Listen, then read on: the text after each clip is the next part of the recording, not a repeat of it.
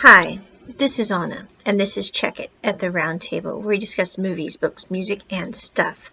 Today we are discussing Bad Buddy Episode 9, peeps. I cannot believe it, but we only have about 2, maybe 3 episodes left before this fantastic series ends.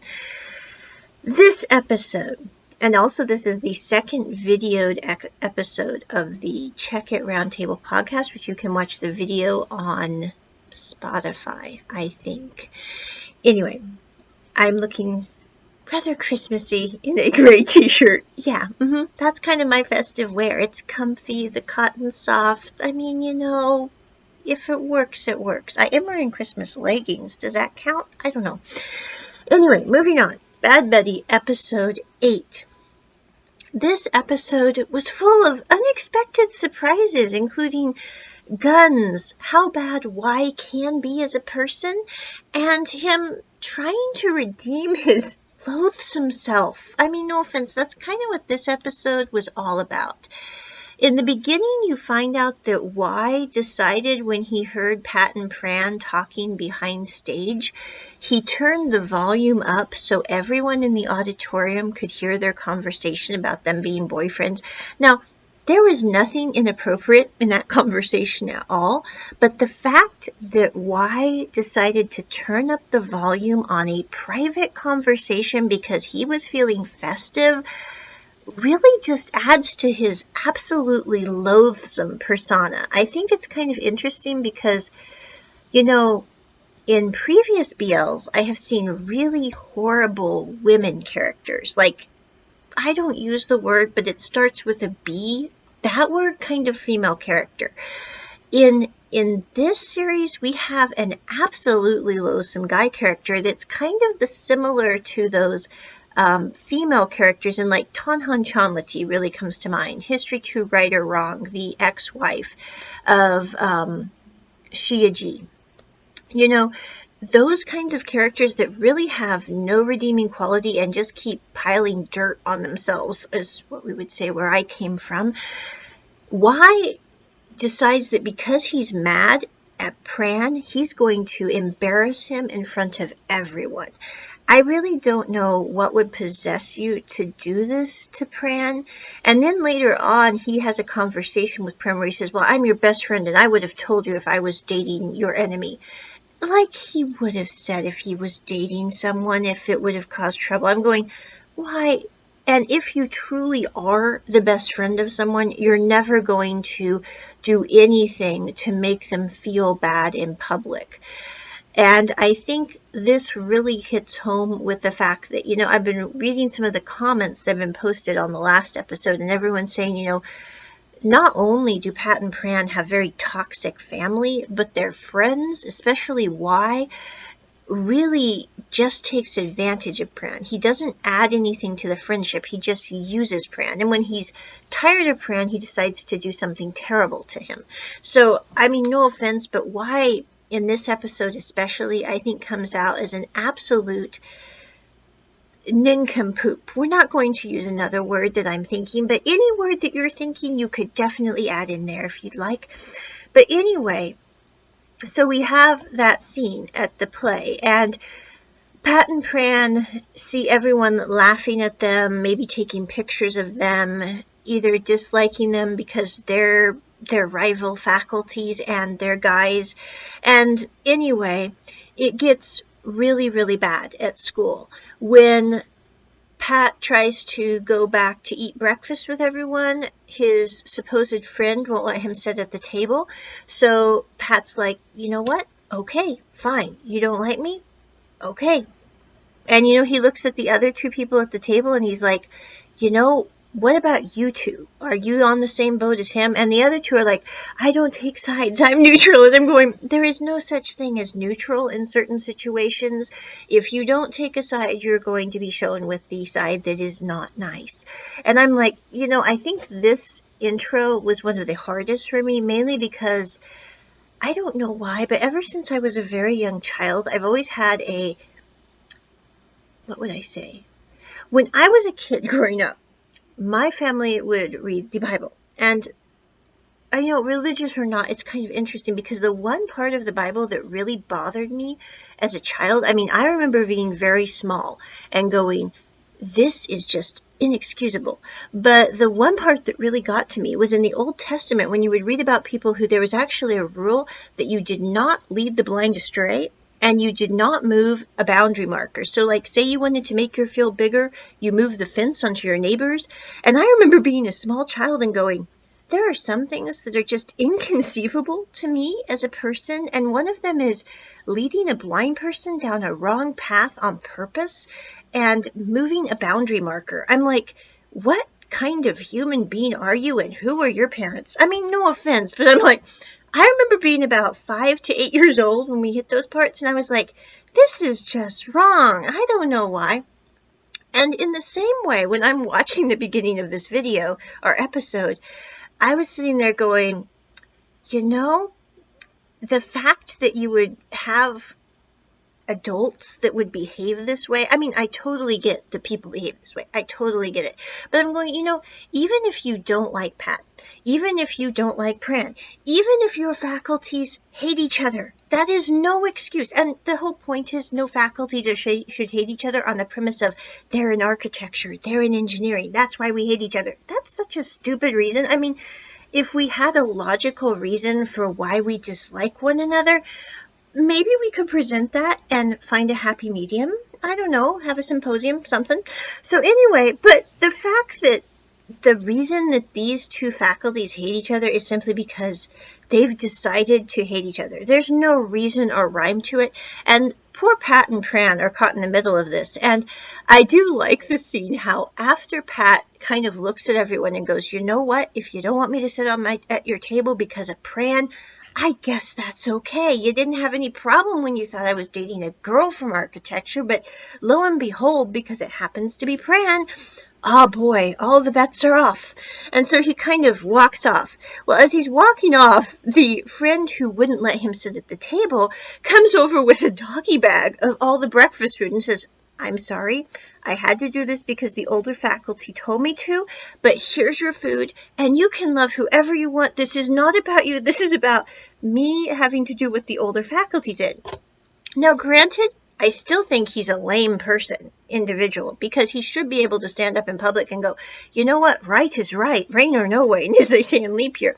But anyway, for a totally different reason that really is irrelevant. But the point is that, you know, the fact that you cannot say in public how you truly think is not a good idea. You have to be true to yourself. I mean, if you can lie to everyone else, which isn't good anyway, but lying to yourself is like, I think, one of the worst forms of terribleness because, yeah, you're not being true to yourself. And if you can't be true to yourself, how in the world can you be true to others?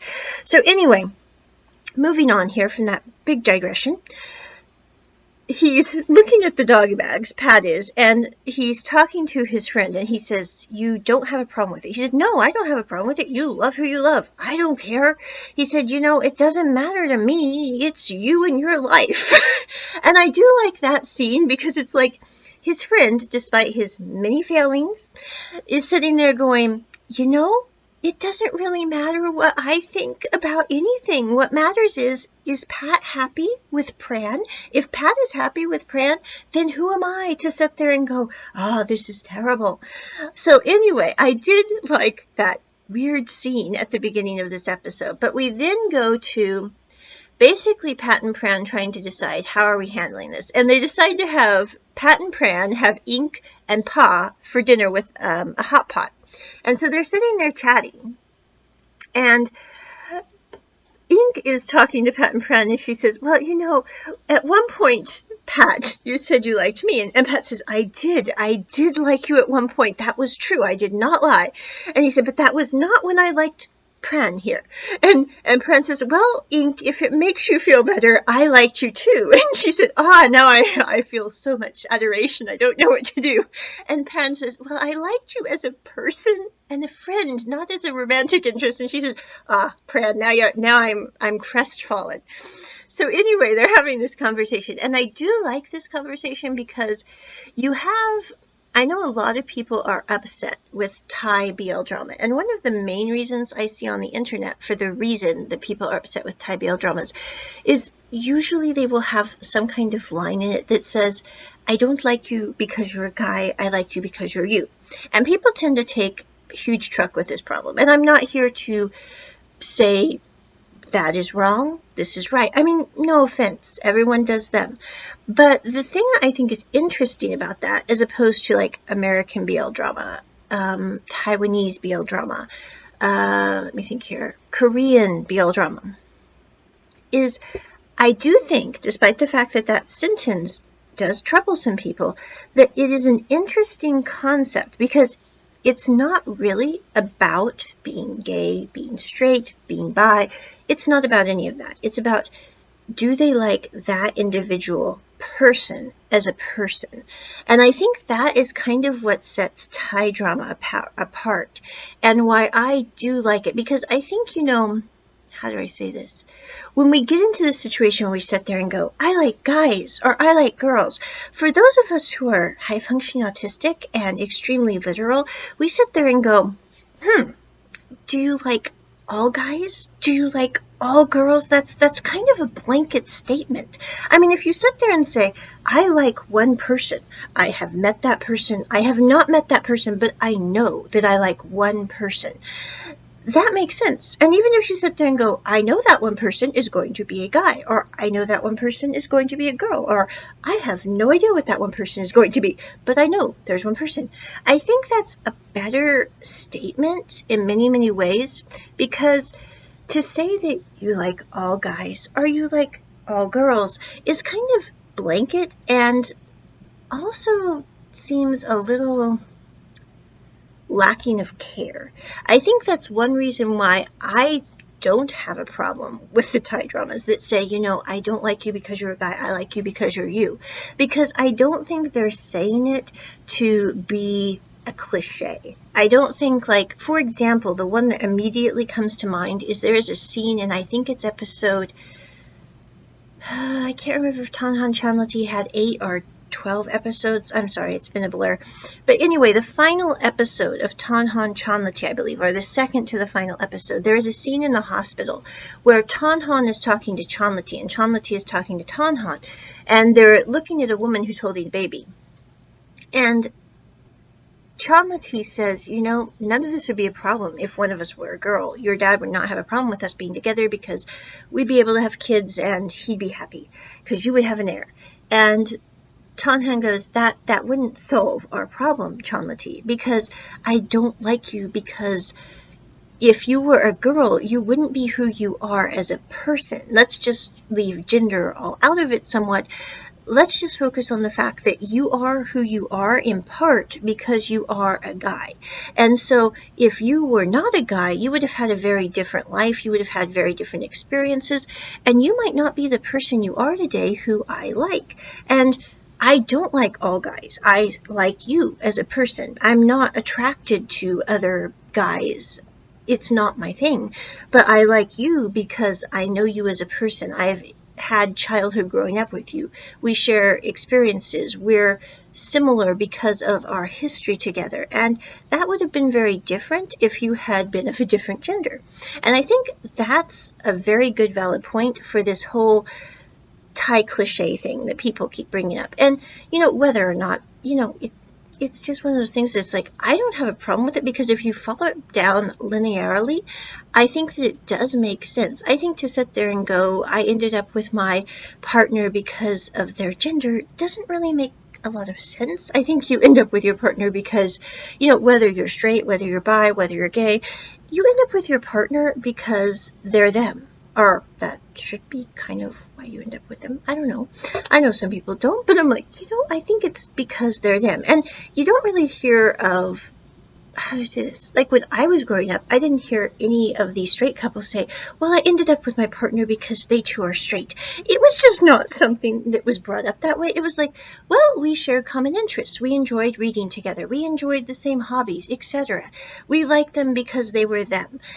Gender didn't even come into the conversation. And I think that's something that is kind of interesting with Thai BL drama. I think the only other show I've ever seen like that would be History 2, Right or Wrong, when Shia Ji is talking, which is a Taiwanese drama, of course, it's not Thai.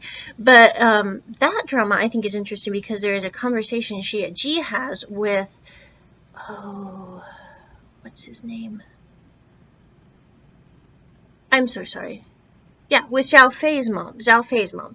Okay, so Shia Ji is talking to Zhao Fei's mom, and she says, well, you haven't liked guys in the past. And Shia Ji is like, no, this isn't about me liking guys in the past. This isn't about, that kind of thing. It's about I like Zhao Fei. Zhao Fei is the person I like. That is why I'm here. That is why I'd like to build a future together, because I like them as a person. So anyway, that was a big digression, and I'm trying to remember names, and that's not good for me because I'm terrible with names. Anyway, but I think the thing that I think is interesting about Bad Buddy is we really see none of that convo between Pat or Pran. They don't have this big life-altering moment when they sit there and tell their best friends, I like guys, what do you think? Like in 1,000 Stars. We have this moment where they feel like it's normal. They sit there and go, well, I like Pat. Ergo, Pat happens to be a guy. Okay, there we go. But it's not like we have those big, huge moments of realizing our preferred gender, if you will, which is kind of refreshing in many, many ways to me, because I think that it's not really about that at all. It's about care and knowing you're with who you're supposed to be with. I mean, that's kind of the end of it all. But anyway, so Pat and Pran, I think the interesting thing about this episode in particular is when you think that they would break apart more because they're being lobbed. I mean, architecture is hating Pat right now. Engineering is hating Pat right now. Architecture also hates Pat. So, I mean, he's got it coming from both sides. For Pran, it's the same. Both faculties hate him because he happens to be dating Pat. And in the middle of all this, they're having this dinner with Ink and Pa. And at the end of the dinner, Pa goes outside with Ink, and she's chatting with Ink, and she says, it doesn't really make me feel weird at all that my brother's dating Pran, except I feel kind of bad for Pran because he could do better than my brother. And Pa's like, Ink's like, well, I always kind of wondered if your brother would end up with Pran because they kind of seem like they make a good couple. And she says, and the other thing is I never saw them fight growing up as a kid. I know you saw them fight, Pa, but when they were in school together, they never fought. They always got along. So I always thought, they might make a good couple. And I think it's kind of interesting that Ink gave both of them matching P bracelets when she was giving out those craft bracelets. So I kind of think, Ink the matchmaker. That's the story. But anyway, I love Ink. I don't mean to word. Ink is an amazing person. I don't know what they're going to do with her in the end, but she's awesome. I mean, I don't think you can disturb awesome, but I'm sure it could be done, but I hope they don't. But anyway, it's during this time that Ink basically asks, and my Thai is extremely limited, and they cut subtitles for the scene, which made a lot of us unhappy. GMMTV, if you happen to be listening to this podcast and have made it to 18 minutes and 40 seconds in, please put the subtitles in to episode 1 and 2 that are missing, because they're kind of crucial scenes, and I don't speak that good of Thai. But I think what they are saying in this scene, with my limited knowledge of Thai, is Ink basically asked Pa, have you been seeing anyone? And would you consider dating me? And Pa's kind of taken aback by this. She's like, And Ink, kind of trying to make the situation more calm, is like, you know what? I was just kidding. It's okay, Pa. And she kind of pats Pa on her head and waves goodbye and says, I gotta go. And I don't think Ink was kidding at all. And I think this is one of the first Thai dramas I have seen that has two girls together. I'm trying to think of another one. I know they came out with one with Perth Tanapon and some other actors from over there. I think it's called 7 Don't quote me on the name. But I have not seen that one yet because I haven't found it on YouTube. I need to search for that one because I usually like the shows Perth is in. But anyway, they did come out with one earlier this year, I believe. But I haven't seen another one with two girls. And I think it's interesting because I'm going, given who Pa could date, Ink is really the only one I can see being slightly okay. I mean, Y wants to date her. The crazy goons at the college want to date her. And I don't mean that bad, but they really are crazy goons. I'm like, do you really want to end up with those characters? I don't think so. But anyway, so Pa's a little taken aback by this information. So that's where we end the dinner scene. We then go to rugby, which Pat kind of slacked off on rugby because he was working on the play, which was a success, and then he's trying to do rugby practice. So he's practicing for rugby for playing the next game, where he will be playing with Y on a team. And Y is being an absolute jerk, as usual. I mean, no offense, I'm going, there's one thing that Y does well, it's being an absolute jerk. So Y plays okay in practice, not great, but when it comes to the game, he actually refuses to pass the ball, and so his team is losing because he does not want to play with Pat. I'm like, didn't we get over this when we were toddlers on being immature asses? I mean, I don't mean it weird, but by the end of this episode, I'm like, why? I don't care. You're just you have no redeeming qualities. I mean, honestly. So anyway, at the end of the game, though, Y does pass the ball to Pat because another person got injured. Pat was sitting on the bench because he's like, if Y will not pass the ball to me, we are going to lose because I'm in the game. So let me sit on the bench so Y will behave himself. Maybe we can win this game. But then another player got injured, so Pat had to go back on. And that's the situation. He makes the winning play. They win the game. There's also a very cute scene in the middle of this where Pran comes up and he's grabbing some of Pat's food. And Pat says, Pran, in order to make everyone happy, would you like me to post that we broke up, that I'm heartbroken and you decided to dump me? Because that would make you look better than me, and maybe people would quit talking about us. I can do that if you want, Pat. Or I can do that if you want, Pran. And he gets ready to post, and they're sitting at a picnic table. And Pran grabs his hand and is like, no.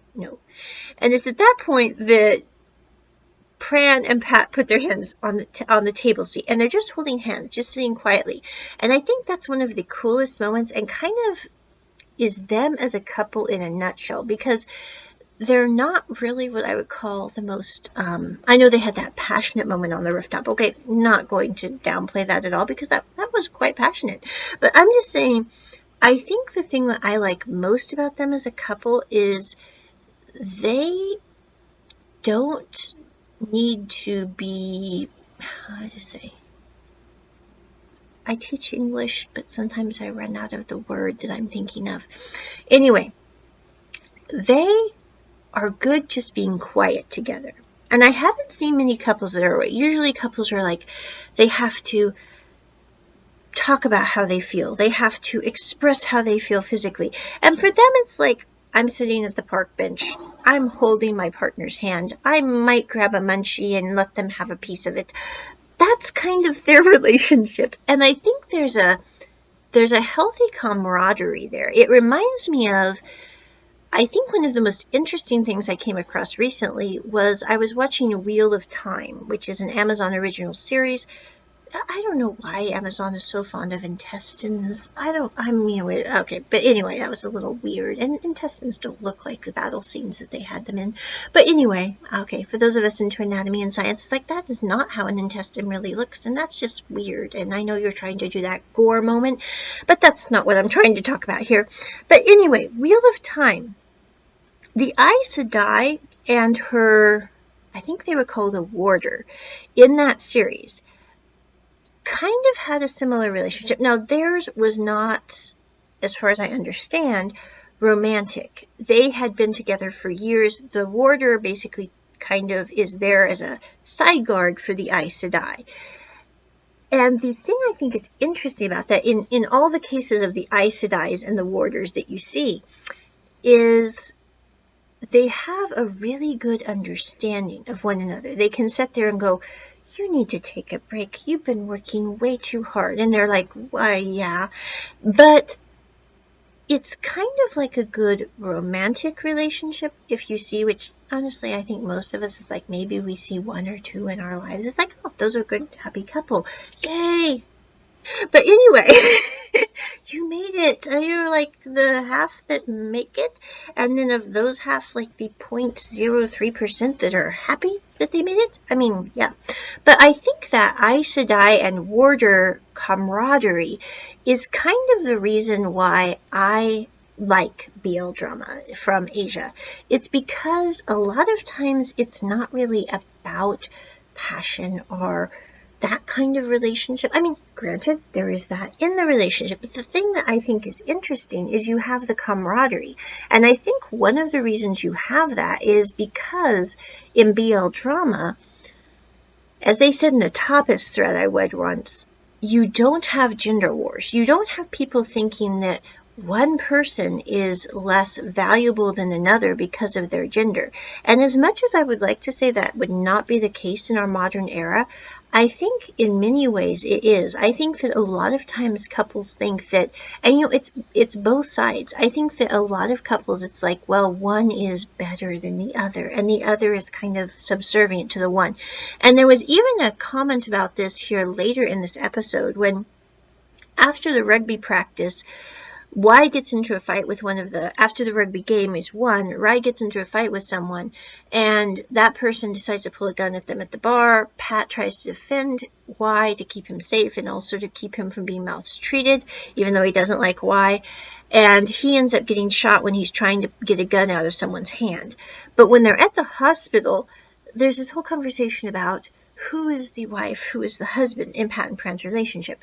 And this is the one thing about Thai drama that I really detest. I mean, I will say that is like the one thing that I dislike the most in Thai drama. I do know, after reading some threads on it, that in Thailand, for same-sex couples, this is sometimes the way they refer to each other, and I totally get that. So if it's a cultural thing, okay.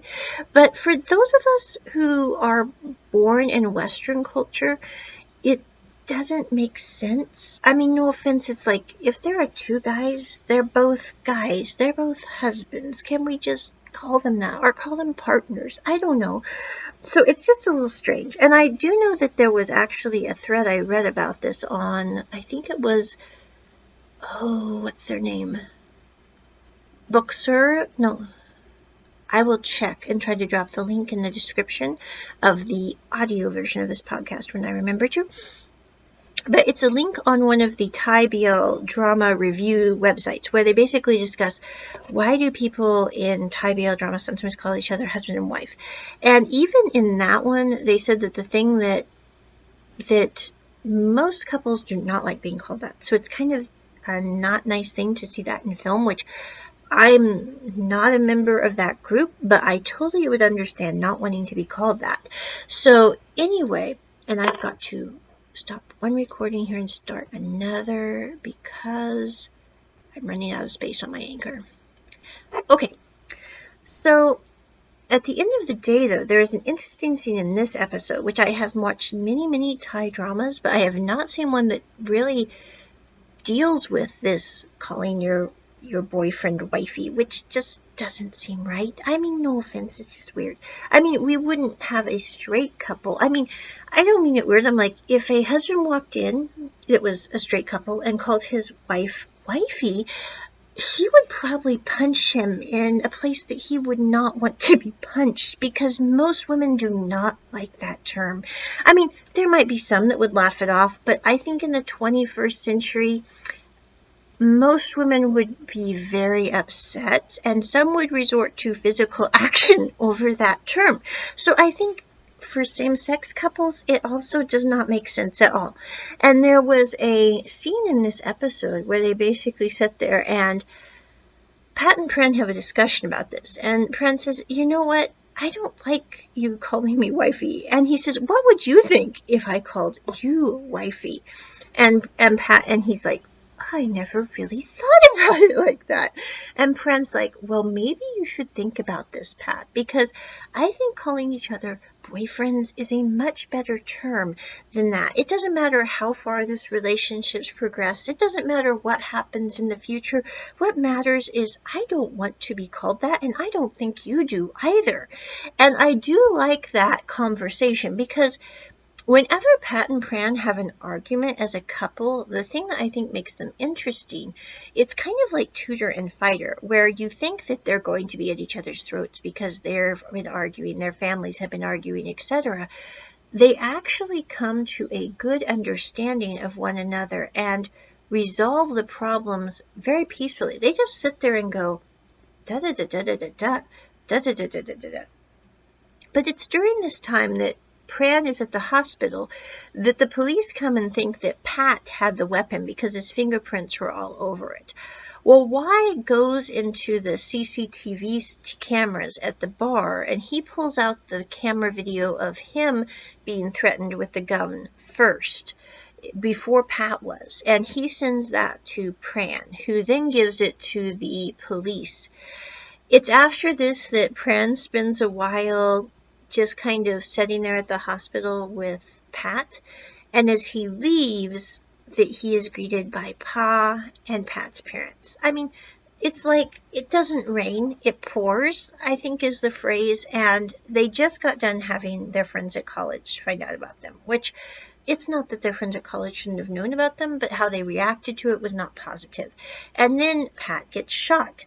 And then, lo and behold, Pat's parents and Pran get to meet, and that is going to go over really well. I mean, no offense, I don't see Pat's parents being okay with Pat having a boyfriend anyway, and then Pat having a boyfriend who is Pran is going to go over just delightfully. But I think the thing is Pat is kind of an amazing person because he is able to be jovial, but yet he's very mature despite his joviality, which I think is kind of interesting. I mean, he's much more brave than Pran in many, many ways, because Pran is sitting there going, oh my God, the sky could fall. We could all be dead. Our parents could hate each other. It could cause a huge rift even bigger than it is. And Pat's like, it's okay. Let's just take this one step at a time. Let's see if we get along together. If we get along together, then let's deal with our parents as a separate issue. And I think that ability to just sit there and go, we don't have to think that it's going to end in absolute failure is kind of a good quality, if you will.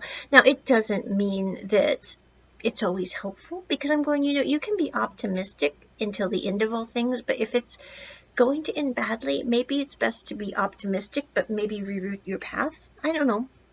But, I think Pat knows deep down inside that no matter what he or Pran does, their parents are going to find a way to find out that their sons are a grave disappointment. It doesn't matter if Pat ended up with the girl who his parents wanted him to end up with. It doesn't matter if Pran ended up with the person that his parents wanted him to end up with. They would find something else to find dissatisfaction with, because that's the nature of both their parents. And I think Pat realizes this. I think Pran is starting to realize that, for Pran, it's more of a baby step thing. He has to take it very slowly, one step at a time. And I totally get Pran. I mean, if there's one person in this whole Thai BL drama that I totally get, it's like Pran. I'm there with him. I'm like, I get your hesitancy. I get that you feel that it could end in total obliteration. That I get. Pat, I'm sitting there going, I admire Pat, but it's a lot harder for me to understand Pat, if that makes sense. But I think that during this whole time, the thing that is quite amazing is Pat is much more mature than you think he is. And Pran, when the hardships come, he does rise to the occasion. It takes every ounce of courage he has. You can tell. But he's like, I like Pat. And if I like Pat and we are a couple, then this is what I need to do. And he's like, very logical, very linear, da da da da da da da da da. And I think in many ways, that's why he and Pat ended up together, because they're both very logical individuals. They tend to sit there and go, this is how we do X, this is how we do Y, this is how we're going to sort this out. And I'm going, they would have had to deal with their parents eventually anyway. They might as well deal with it now. They've taken care of their friends. They've taken care of the university. Now they got the folks, and it'll all work out. I'm also kind of curious to see how things play out with Ink, because that's going to be interesting. Is she and Pa going to end up to be a couple, or is she going to remain single? I mean, no matter what, I'm like, Ink is totally fabulous. I mean, I have to say, just awesome. And I love it how she sits there and goes, I always thought they might end up together because they got along really well, and they just happen to be the same gender. What? So anyway, but that is my review of Bad Buddy episode 8. Check it at the round table. Bye!